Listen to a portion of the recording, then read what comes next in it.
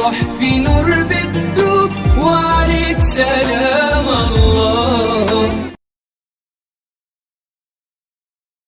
قرآن مجید واحد ایسی کتاب ہے جس میں زندگی کے ہر مسئلے کا حل موجود ہے۔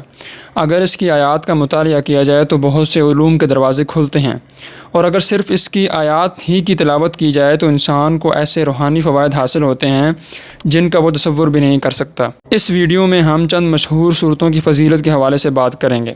سب سے پہلے سورۃ الفاتحہ۔ حضرت عبد الملک بن عمیر رضی اللہ تعالیٰ عنہ سے روایت ہے کہ نبی کریم صلی اللہ علیہ وآلہ وسلم نے ارشاد فرمایا، سورہ فاتحہ ہر مرض کے لیے شفا ہے۔ نمبر 2، سورۃ الکہف۔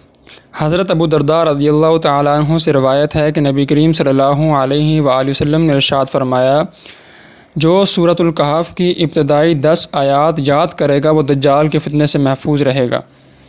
ایک اور روایت حضرت ابو سعید خدری رضی اللہ تعالیٰ عنہ سے ہے، نبی کریم صلی اللہ علیہ وآلہ وسلم نے ارشاد فرمایا، جو شخص جمعہ کے دن سورۃ الکہف کی تلاوت کرے گا تو آئندہ جمعے تک اس کے لیے خاص نور کی روشنی رہے گی۔ نمبر 3، سورہ یاسین۔ حضرت معقل بن یسار رضی اللہ تعالیٰ عنہ سے روایت ہے، نبی کریم صلی اللہ علیہ وآلہ وسلم نے ارشاد فرمایا، جو اللہ تعالیٰ کی رضا کے لیے سورہ یاسین پڑھے گا تو اس کے گزشتہ گناہ بخش دیے جائیں گے، لہٰذا اسے مرنے والے کے پاس پڑھا کرو۔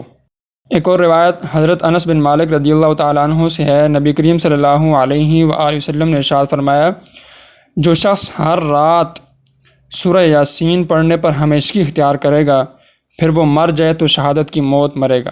ایک اور روایت حضرت عطا بن ابی رباح رضی اللہ تعالیٰ عنہ فرماتے ہیں، مجھے خبر ملی کہ نبی کریم صلی اللہ علیہ وآلہ وسلم نے ارشاد فرمایا، جو دن کے شروع میں سورہ یاسین پڑھ لے تو اس کی تمام ضرورتیں پوری ہوں گی۔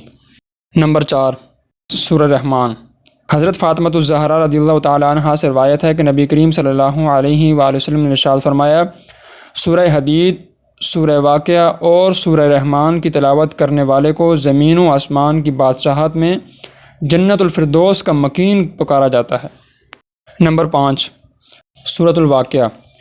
حضرت عبداللہ بن مسعود رضی اللہ تعالیٰ عنہ سے روایت ہے، نبی کریم صلی اللہ علیہ وآلہ وسلم نے ارشاد فرمایا، جو شخص روزانہ رات کو سورہ واقعہ پڑھے تو وہ فاقہ سے ہمیشہ محفوظ رہے گا۔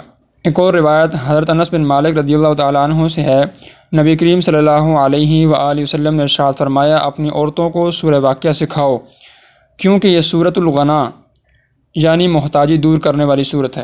نمبر 6، سورۃ الملک۔ حضرت ابو ہریرہ رضی اللہ تعالیٰ عنہ سے روایت ہے، نبی کریم صلی اللہ علیہ وآلہ وسلم نے ارشاد فرمایا، قرآن پاک میں 30 آیتوں کی ایک صورت ہے، وہ اپنی تلاوت کرنے والے کی شفاعت کرے گی یہاں تک کہ اسے بخش دیا جائے گا۔ وہ سورہ تبارک الذی بیدہ الملک ہے۔